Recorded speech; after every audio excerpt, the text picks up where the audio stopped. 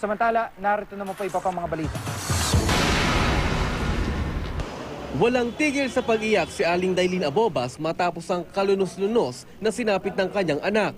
Agad kasing binawian ng buhay ang nag-iisa at 5 taong gulang niyang anak na si Jovelyn matapos maipit ng oil tanker na bumulusok sa kanilang bahay sa Kanyugan, Pasig kagabi. Nawala yung anak ko.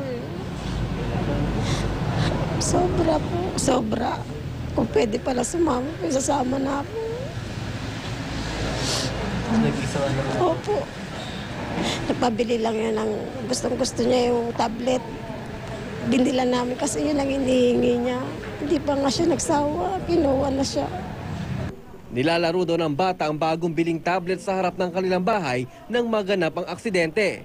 Kwento ng mga residente, napakabilis daw ng mga pangyayari. Yung truck dumiretso doon, biglang kumalabog, umano na siya.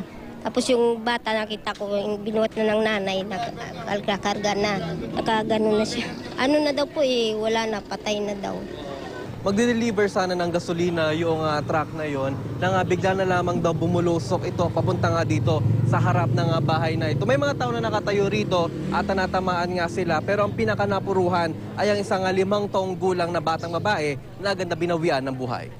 Sugatan din ang asawa ni Orsicio Montepero na nooy nakatayo lamang sa gilid ng kalsada. Ayon sa kanya, nanonood daw siya ng telebisyon nang marinig niya malakas na kalabog sa labas ng kanilang bahay. Nabangga siya dito Nahiga hinila lang namin, walang malay paloob.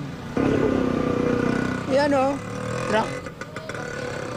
Yung truck ko sa ng gasolina, may laman. Kung di matibay yan, di bayan dyan.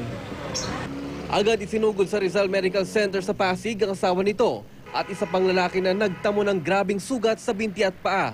Ang driver ng oil tanker na si Junval Marene, labis ang pagsisisi. Itinanggal ko na yung kalso at ako sa taas wala na yung hangin.